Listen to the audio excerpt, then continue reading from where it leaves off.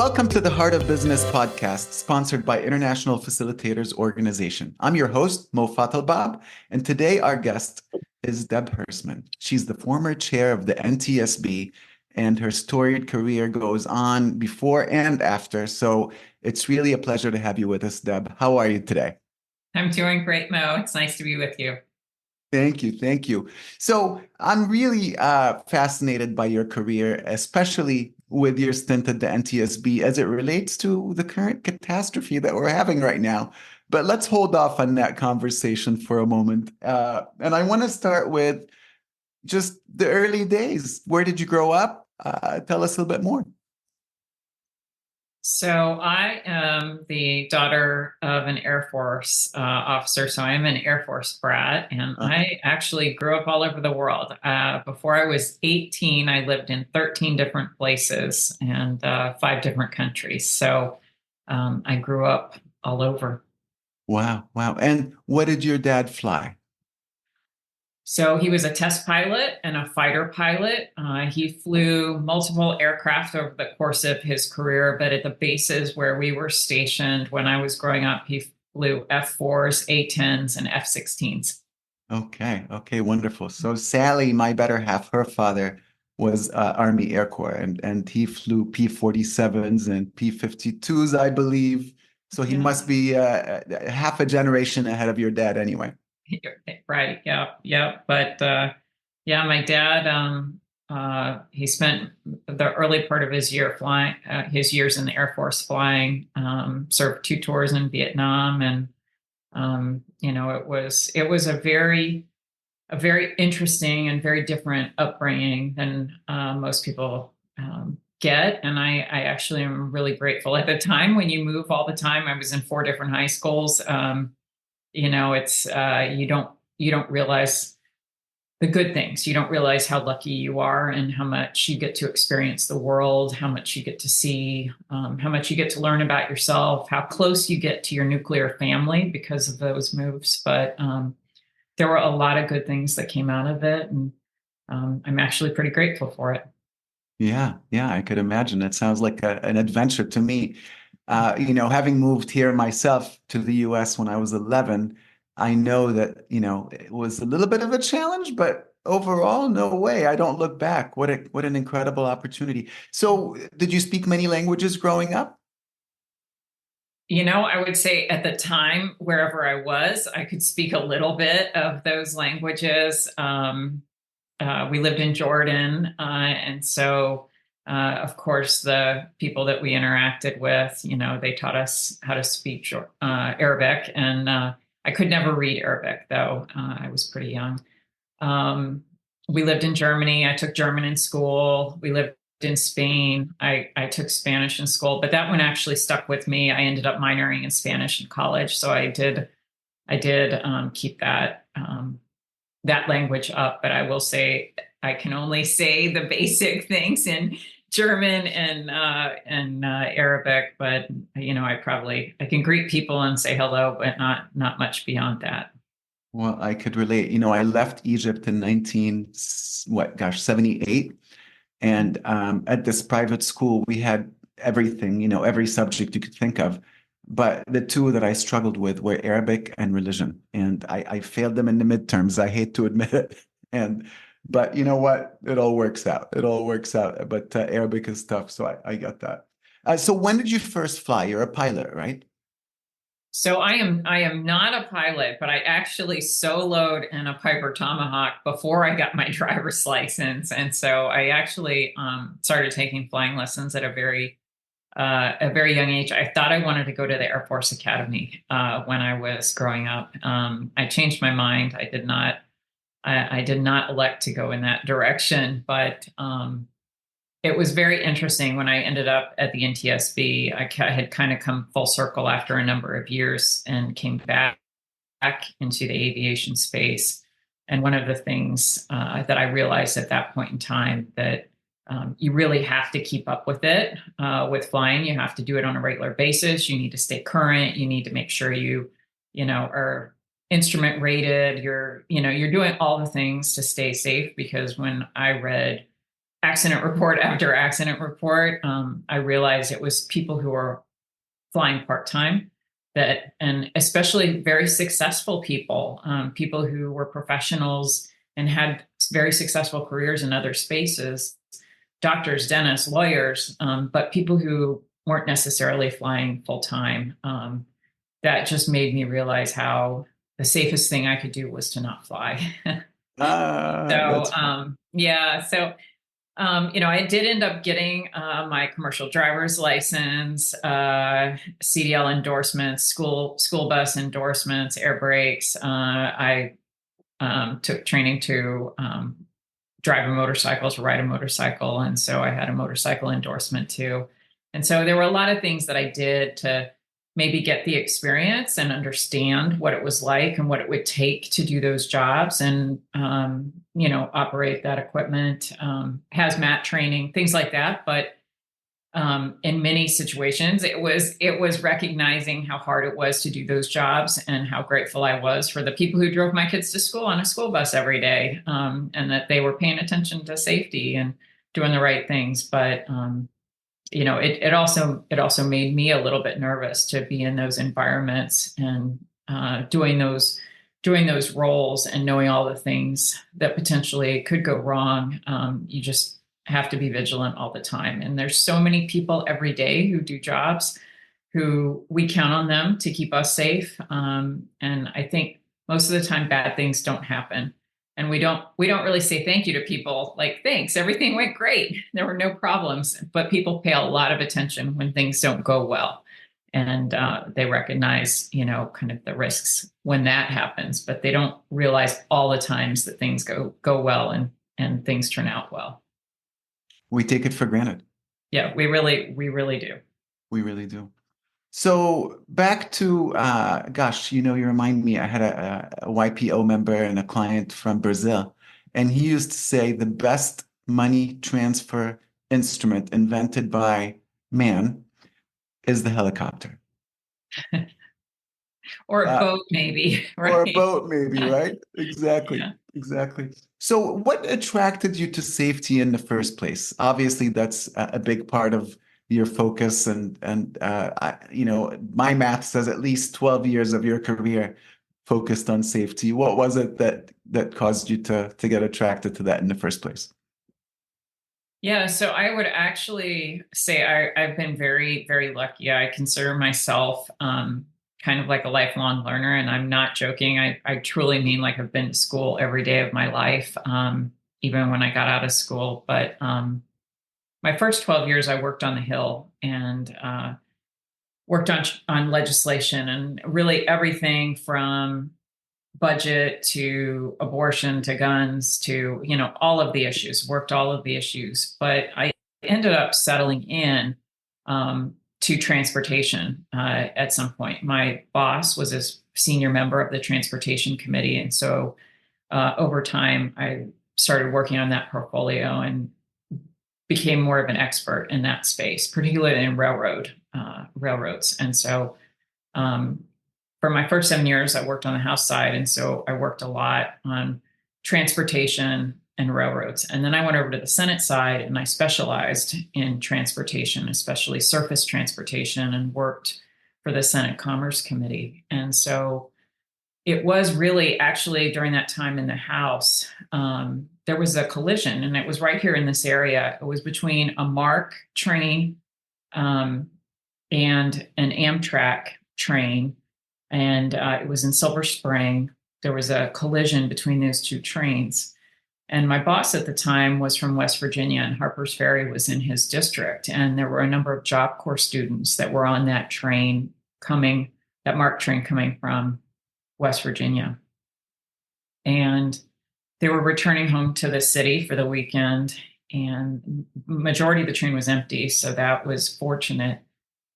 But there was a collision. The vehicles were damaged, but all the cars were damaged that were involved in the direct hit of the collision. And then there was a fire. The Amtrak locomotive caught on fire, and then it caught the MARC train on fire.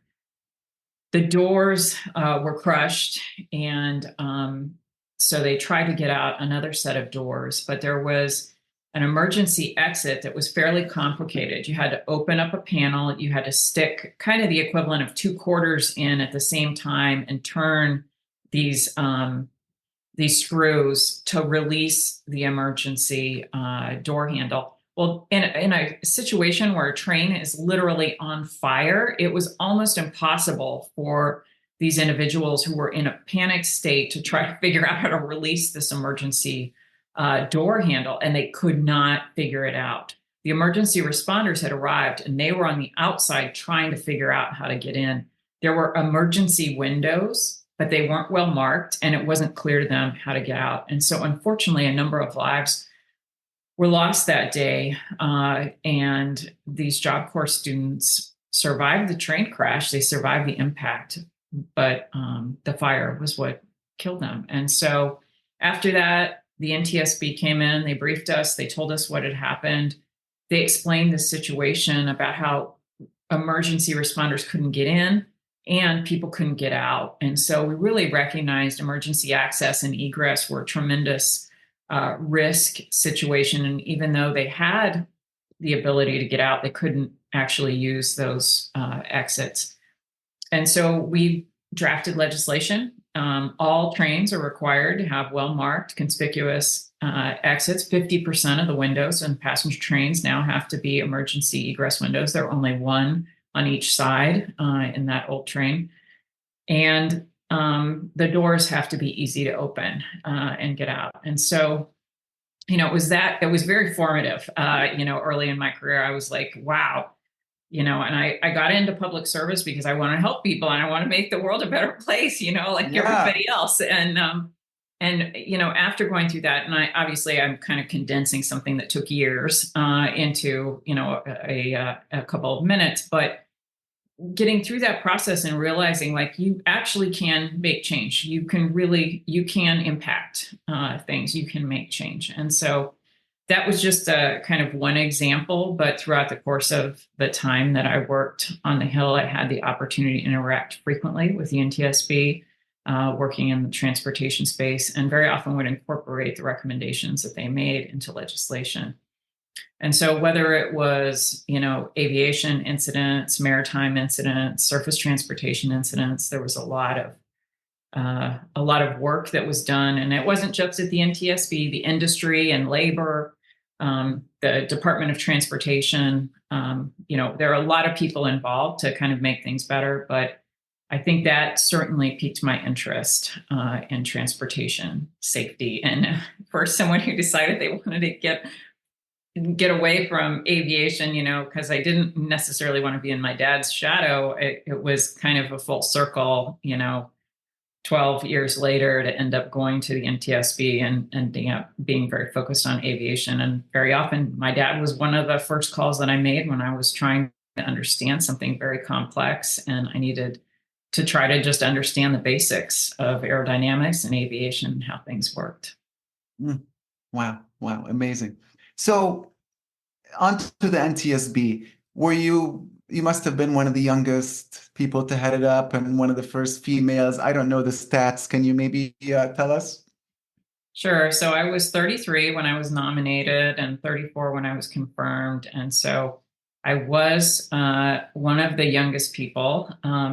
Your listeners might be interested to know that there was another woman who was about my same age, and that was actually Kay Bailey Hutchison, who was a senator from Texas for many years, and she served a few decades prior, and so she was one of the first women on the board. But yes, they're generally you're in the minority as a female on the board. It's transportation is a very male-dominated space, and so a lot of the experts that come out of that space are men. And so I was so fortunate to be surrounded by a lot of really great colleagues, men who really lifted me up and supported me and, helped me through almost all of my career. And so, but yes, it was, I was one of the youngest and one of the few women. So, listen, I love hearing what you just said, that I felt so supported by these men. Because too often I hear an opposite story of, oh my God, I was the first woman and they didn't make it easy for me. Yeah. And so it sounds like they made it quite easy for you. Am I hearing that right?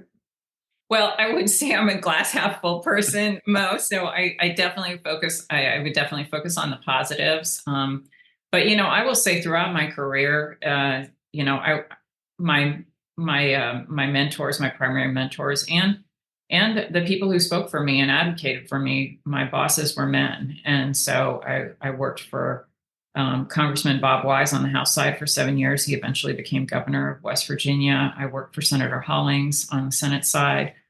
He's passed away now, but he was just an incredible legislator. My subcommittee chair was Senator John Breaux from Louisiana.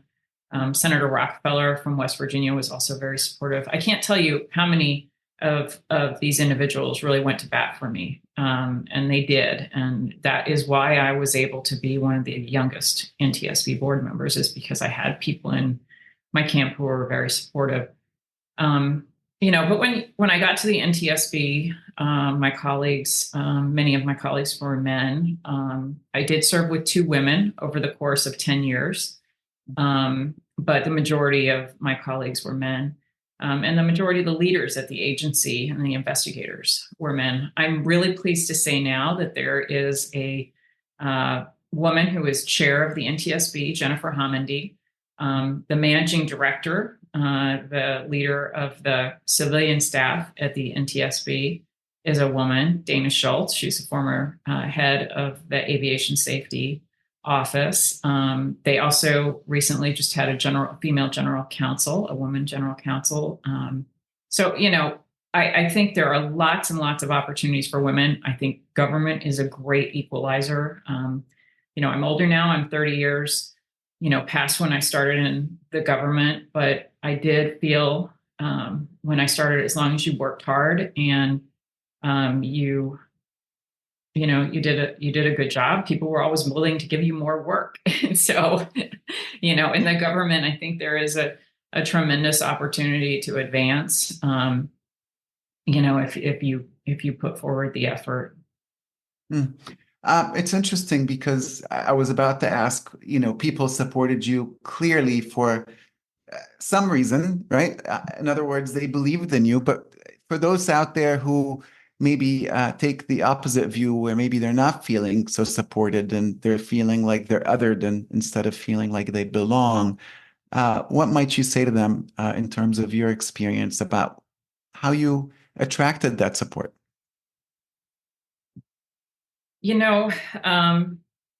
I would say I certainly understand if people don't feel supported. There have always been situations where that's been the case, and certainly in my career, I experienced times like that. Sometimes you're not judged fairly. There are things that happen that you either get credit for or don't get credit for, or whatever the situation was. And people question how you got into your role or your position, whether you earned it and whether you deserved it. And so I think, some of that is everybody experiences some of that at some point. And I think another piece of it, and especially when you start to advance through your career, imposter syndrome. And we talk about this a lot now, but we didn't talk about this a lot 30 years ago, 20 or 25 right? or 30 years ago. And, that's a very real thing. And I will tell you, for the folks who wonder, like, what was my secret sauce? I don't think I had any secret sauce, but I am super curious. And so I always was interested in the things that I did. And so I will say, if you can work on things that make it feel like it's not work, you are going to love your job. And when you love your job, everyone knows it.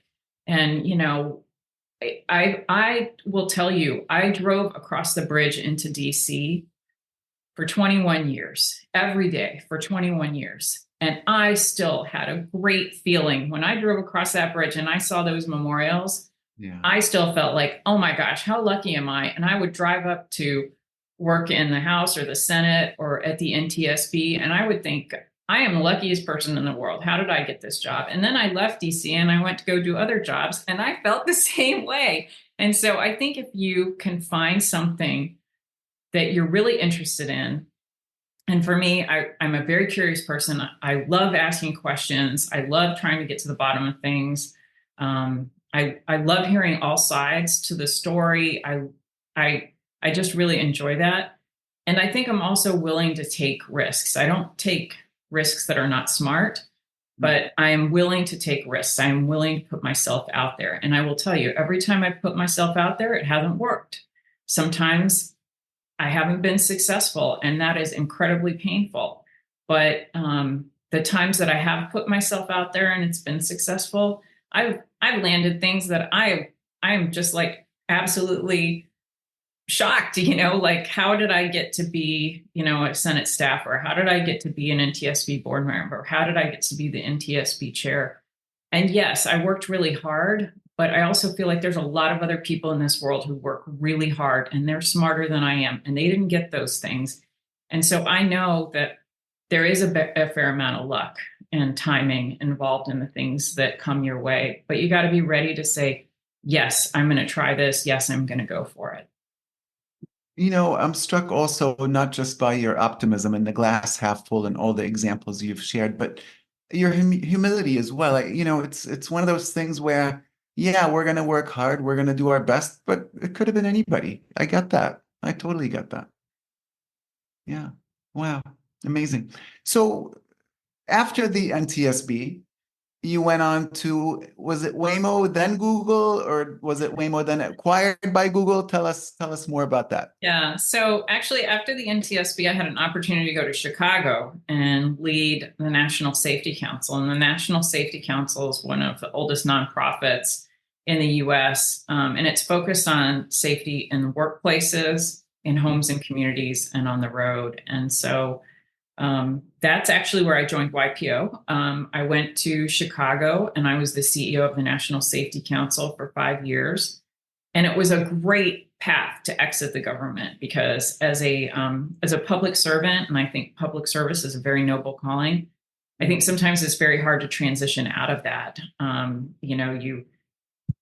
You leave and you kind of are the person with the white hat on, or you think you're the person with the white hat on, and then you go do something else. And it was a great role. I was able to go to a not-for-profit, but we had 15,000 member companies. And so most of our members were small businesses, but we also had large companies who were our members as well. My board was US Steel, ExxonMobil, DuPont, and so big companies. And so that was a really great transition for me to be able to keep one foot in the safety space, be in a not-for-profit, and be interacting with all of these companies who were doing hard things every day. And so I had 20 members on my board. Sometimes not-for-profits have a lot of board members. But again, I was so blessed. I had the most amazing board chairs, and I had wonderful board members. Many of them I am still in touch with on a regular basis. They were just absolutely supportive, and it was a wonderful experience. I loved leading the National Safety Council, and then I got to experience YPO. I got to experience other things that people outside of government would normally do. And so that's a really interesting thing too, because government is a whole different thing. And when you step outside of government, there are different opportunities. And it was actually 2 of my board members who were in YPO that told me I should join. But that was a great experience. Was there for 5 years. And then I got a call from Alphabet, and Google's parent company is Alphabet. And one of their bets, or one of their investments, is called Waymo. And it was originally Google's self-driving car project, but then they spun it out into its own organization, its own company, and that's called Waymo. And so I went out to Waymo, and I was their first chief safety officer. And so I felt like a really kind of perfect transition to be able to then go into the tech startup space, which was totally new to me too, just like going to Chicago and working at a not-for-profit. And so I think, Mo, you can see what I mean when I say I got to be in school like my whole life. I Yeah. got to do new things, and there were always people around me who were smarter or more knowledgeable about that thing than I was. Having to be responsible for P&L at the National Safety Council, and it was an unusual not-for-profit. Only about 10% of their revenue came from fundraising. The rest came from their businesses, their products and services. And so it was a really great experience for me. But going out to Waymo and working at Google, I mean, I felt like I was sitting around the table with the United Nations of smart people. I mean, the people who were working on the self-driving project were some of the smartest engineers, in the world. And it was another just absolutely fantastic experience, a fantastic learning experience, and I got to kind of see the pinnacle of all the things that I'd worked on to say and today we still have 44,000 people who are killed on our roads every year. We have over 10,000 people that are killed in drunk driving crashes. Those absolutely don't need to happen. One of the ways that can potentially be countered is technology. Not necessarily self-driving cars, but self-driving cars could be an answer to some of those challenges, because it's human beings who are making bad decisions and who are making errors when they're behind the wheel. And a self-driving car will make errors, but it won't make the same errors that human beings do. And so that was a really interesting experience to be on that side of it and be working on something new and kind of groundbreaking. Cases of first impression, occurred regularly in that space, whether it was law or in engineering or public policy. And so it was truly a really interesting experience. What a diverse background. So let's talk about self-driving cars for a minute, because I know a lot of people that say there's no way, and what am I going to get behind the passenger seat of a self-driving car? Yeah. I think I just heard you say that maybe from one of the top safety expert in the country, that maybe, just maybe, it even feels safer for you to be in a self-driving car than with a driver. Is that what I'm hearing? Yeah. So, I'll just tell you about my experience. And I think everybody has to kind of come to their own, sense of what they feel comfortable with. But let's just face it, there's a lot of automation now, and we experience in our life. We'll all understand that when you're flying, and a lot of that is highly automated. The pilots are relying on the tech a lot.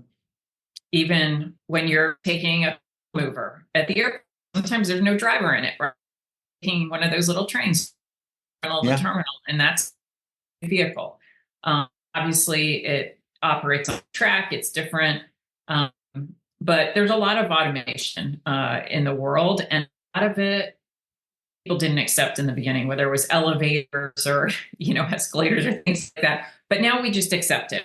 Don't even question it. We're like, this is great. This is safe. I'm so glad to have this. I don't want to walk up the stairs. I want to take the elevator. But say in our cars, we already have, many of your listeners probably already have the stair steps to automated vehicle. They already have beginnings of that.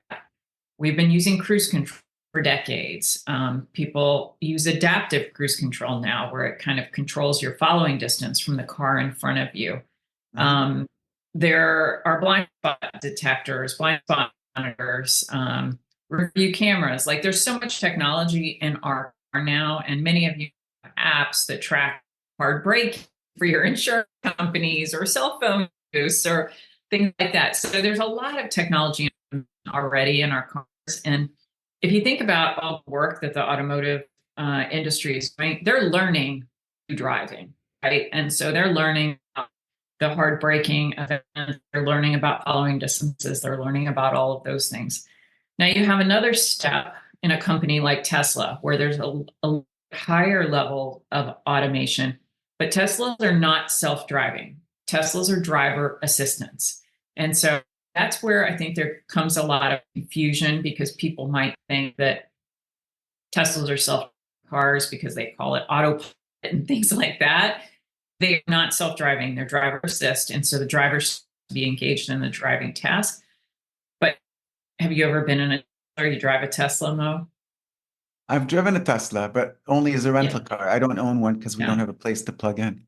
Yeah. So there are definitely additional levels of automation, but part of the challenge in that is it lulls drivers into thinking that the car's driving for them and that they don't need to be driving. And so Google actually, when they first started their self-driving project, they went down that path as well. And they thought, well, when we get into trickier situations, we'll just have the human driver take over. And then we'll have the car do it when it's the easy part for the automated vehicle to do. And then we'll just alert the driver that they need to take over if there's a construction zone or if there's something that happens that's unusual. And what they did is they actually sent these self-driving cars home with their employees to allow them to test them. And they were camered up, instrumented up, they were monitoring. And then they started seeing some really bad behavior from the human drivers. They were putting on makeup, they were talking on the phone, they were reading books, they were checking their messages, and even some of them were falling asleep Oh, because the car was doing such a good job of driving that they were really bored and they didn't need to pay attention. And I think it was that experience that kind of changed the direction that Waymo ended up going when it was Google's self-driving car. They said, we do not want to share the driving task with the driver because drivers are really bad at paying attention when the task is boring. When the task is boring, they're going to do something else. And so we need to make sure we have a car that's fully automated, that drives in all conditions, and we don't expect the human being to take over. So we want the human in the back seat. We want them to trust the car is driving. And from my experience in NTSB, the interface between the driver and the automation can often be the tricky part. And so when you looked at aviation accidents, it was when pilots had mode confusion, when they didn't know what the plane was doing, when they didn't know if the plane was holding altitude or if it was controlling the engine's thrust, or that's where problems came because the pilots thought, oh, the aircraft is taking care of this. And the aircraft was like, no, I'm not doing this. You're doing that. And when there's confusion, that's when people have problems. And so those handoffs, you might have a situation where autopilot's flying and the angle of attack starts to get too steep and it says, I can't do this anymore. And then it clicks off and it tells the pilot, take control. Well, at that point, the plane is almost in a stall. And so having the pilot take over in an emergency when they haven't been flying the plane for the last, 5 to 10 minutes, they don't know what's happening. They don't really have the feel of what's going on. They don't realize that they've gotten themselves into trouble. I will just tell you, the intersection between human operation and automation is tricky. And so I think the path that Google decided to go down with fully automating and saying no driver, leave the driving to us. If the car can drive in this space and it's safe to drive, it's going to do everything. And so that keeps you from the sleeping drivers and all the other things that might happen. And so when I went out to California, I actually lived in Waymo's territory. I lived inside the zone where we served our employees with our test vehicles. And I did that so I could ride the cars every day. I could ride to work. I could see what the new software was doing. I could experience it. And that my family rode in those cars too. We went to the store, we went out to eat. And I felt very comfortable putting my kids in the car. And in fact, those cars rode beside my kids. And in California, in the place where we lived, there were no school buses. Kids walked to school or they rode their bikes. And so all of the kids, I have 3 boys, all of the kids were riding bikes to work or riding bikes to school. And they had these automated vehicles on the roads next to them. And I will tell you, I trusted the Waymos more than I trusted the human drivers who were distracted by their phones, who were eating, who knows what else. And so I paid very close attention to that while I was out there. And again, this is not to say that anything's perfect. Nothing's perfect. There's always failures. But my parents, who were very skeptical, my husband's parents, the grandparents who were very skeptical, they came out for visits. And after one ride in the car, they said, when can we get this? When will this come to us? And so I think it's really important for people who have not experienced driving cars, whether it's Waymo or whether it's another type of vehicle to experience it. There are places where Waymo has service where they don't have a driver in the vehicle. They started doing it in Arizona, in the Phoenix area. They've been doing that for a number of years since Waymo. They've opened up service in California, and now they've opened up service in Austin. And so I think it's really worth to experience it and see how comfortable you feel. It's amazing how quickly people pull their phones out and because they trust the information. Wow, wow. Well, I can't wait to try it. And that's an endorsement coming from you and trusting it to shepherd your kids to school, so to speak. That's really, really quite something. So thinking back about this wonderful career of yours, what parts of it would you say were most exhilarating? What parts were most challenging? Yeah, I loved every part of it. I loved every opportunity that I had. I think some of them probably sound sexier to your listeners because they might be something that they're interested in or something that they've seen on TV. But quite honestly, I loved my first job and I loved my first boss. And if he hadn't gone back and run for governor of West Virginia, I probably would still be working for him. I think I realized, over time that when I started repeating things, when I started doing something where I was like, you know what, I feel like I've done this before. Yeah. And I think we all get that, right? In our career, we're like, I think I've done this before and I'm pretty sure I know how it's going to turn out. And this interaction with this person, I've had this before and I know how they're going to behave. And, I think there are times where we get really comfortable and we're happy and we're enjoying things and we do stay too long. And so I found that I moved on average every 5 years in my career into a different role. And that kept me sharp because I had to work really hard that first year or two when I came into a new role to make sure that I understood things. But every job was exhilarating. Every job was interesting. Every job I worked with great people. Some of those people I'm still in touch with and are still my friends. There are two people that worked for me. Both of them worked for me in two different places. And last year they asked me to officiate their wedding. And, I think for us as leaders, you can always be replaced as a leader. There are always people who can come and do your job, and some of them will do it better than you did it. And, we always hope that we're the best boss that anyone ever had. But, right.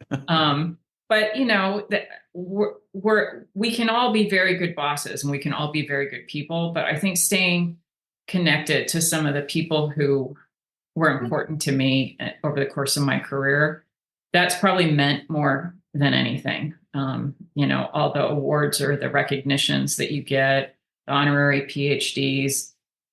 I mean, what am I gonna do with those things? Yes, yes. So how many honorary PhDs do you have and from where? Well, I have two. One is from the University of Kentucky, which is incredibly meaningful. I'm also a Kentucky colonel. The state of Kentucky, my husband's family is from Kentucky. His mom and dad both went to the University of Kentucky. And although they did not do well in the NCAA this past week, my husband's a big Kentucky Wildcat fan. And in 2006, they had a plane crash. A commercial aircraft took off from a runway that was only big enough for a general aviation aircraft. So it should have been a 7,000-foot runway. They took off on a 3,500-foot runway. 49 of the 50 people on the plane were killed.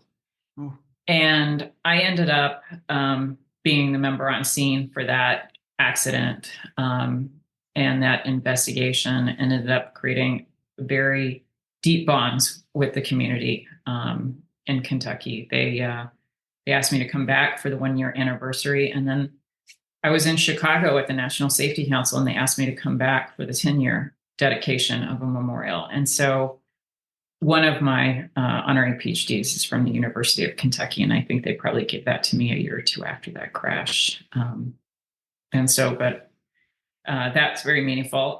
The other one is from the University of Delft in the Netherlands, and it's in aviation. And so that one came, there were multiple investigations that you work through international parties. And so some of the things that I did was work at ICAO, the International Civil Aviation Organization, to establish minimum standards and requirements or treatment of family members after an aviation incident.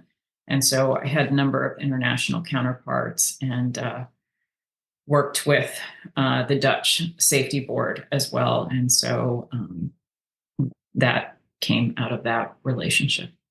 Well, that is impressive. And were those more meaningful for, this is a trick question. There's no good answer. Were those more meaningful for you, or officiating your friends' weddings? You know what? They were all incredibly meaningful. My stepmom actually was born in the Netherlands, and so when I received the honorary doctorate, she and my dad came with me and were able to see me receive that. And so, I would say, just like every chapter of my life, there's a time and a place for everything. And I never want to look back on things in like kind of the glory days song by Bruce Springsteen. You don't want to look backwards. I always want to be looking forward, but I'm hoping the most meaningful and the best thing is yet to come. Oh, I love that. But we can't close there because it's a good place to close. So I want to get your take on this Baltimore Bridge. And, I'm sure you have thought about it time and time again since the horrible accident. And you must have some thoughts that may be interesting to our listeners that are maybe different than all the stuff we hear on the news. Yeah. So, you're going to hear things on the news. You'll hear more things as information comes out. You'll learn more. I think what I'm mostly struck with on this one is how lucky we are. And you just don't know. I mean, we saw this, I saw this many, many times, and you all listeners, pay attention. You'll see it going forward. There are circumstances where you think, how in the world did something like that happen? Only 6 people were killed. Now, for those 6 people who were lost, they were someone's world. And so you can't say only 6 people, because those 6 people, they cannot be replaced. They will never be replaced for people.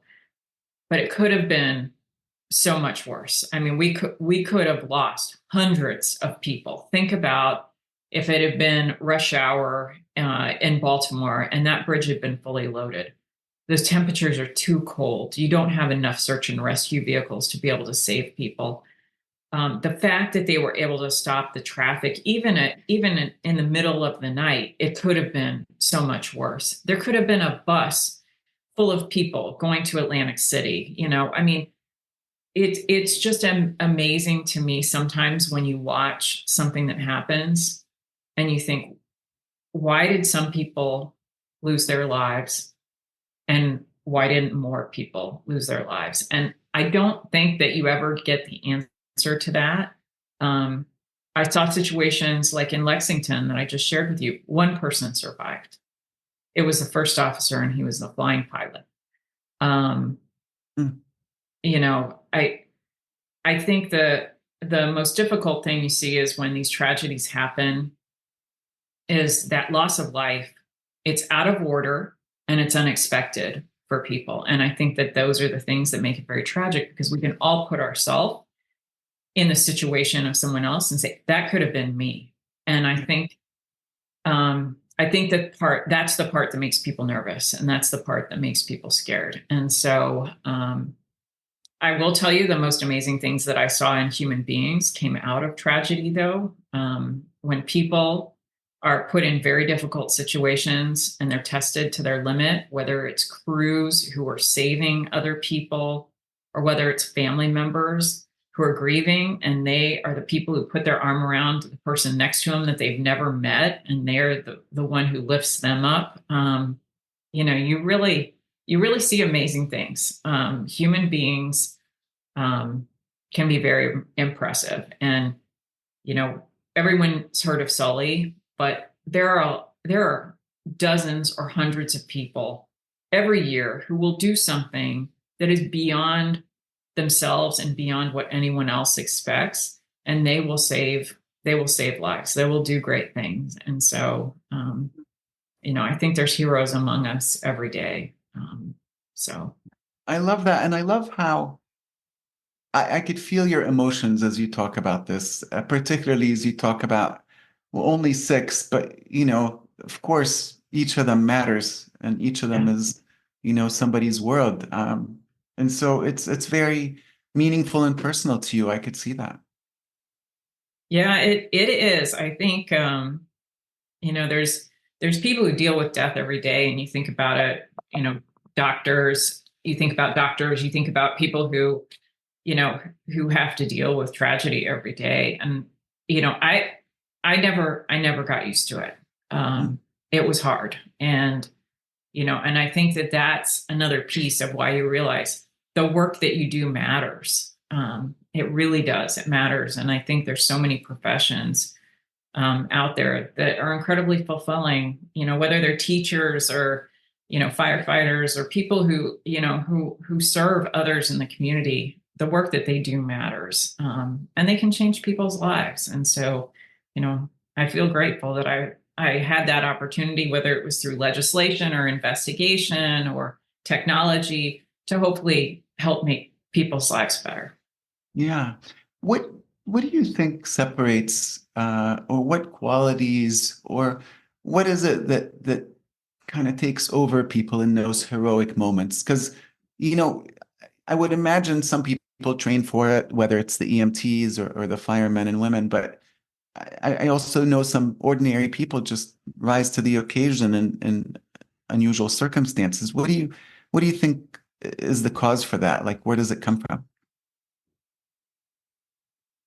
Yeah, I don't know. I mean, I believe that people are good. And so, that's what I see. I see just incredible grace, in the human spirit all the time. And I think as leaders, I think we have an inordinate ability to influence and impact other people's lives. And I think if you really care about people and you really connect with them, I think you really have the ability to do that. And that's, I mean, that I did like being a leader. I did like leading people. Um, and I think sometimes others, it can be a tremendous burden. But I do think sometimes as leaders, and I think all of your listeners will think back, there are some really bad things that can happen to you, to your organization, to your company, to people who work for you. And it's really during those times that you have the opportunity to step up and you have the opportunity to kind of exceed people's expectations, because I think people's expectations often are fairly low when bad things are happening. And so I think you really have the opportunity to lift people out of a situation that can be difficult. And I did see that there was tremendous amount of camaraderie in very difficult circumstances. We didn't have to go sometimes to hike on a mountain where we had no idea where we were going. We're going through brush, and you're with three or four other people on the team. And, I mean, those are very formative, and kind of clarifying moments where you figure out, like, who's the helper, who's the person who's looking out for everyone, and who's the person that when the bear comes, they're going to be running. You're going to get left behind. And I will tell you, I've just been so lucky. I feel like I literally worked with people who would have taken a bullet for me. And I just, I just feel really lucky. And I hope I'm that person, for people other than my children. I know you would be. I absolutely know you would be. So, Debbie, I want to close with maybe your favorite mantra, quote, book, something that has been meaningful for you on your journey. Yeah, I would say I have this little picture that I've had since I actually probably since I was a girl, and it's a Mary Englebright cartoon, and it's a little girl who's holding a stick with a like a little knapsack, like a hobo, and she's taken off down a path, and there's a sign in front of her, and it says your future, with one direction, and it says, the other road that you don't take, no longer an option, and the behind you, it says don't look back, right? And I feel like, that is probably my, my mantra for life is whatever direction that you're going in, that's the direction that you go. Don't look back, no regrets.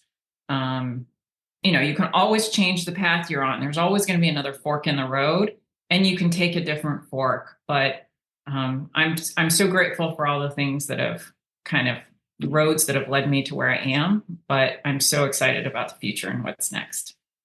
Well, it is evident that you are, and I cannot wait to see what you do next because I know it will continue to be part of your exciting journey and your exciting story. Debbie, thank you so much for this wonderful conversation and for being with us today.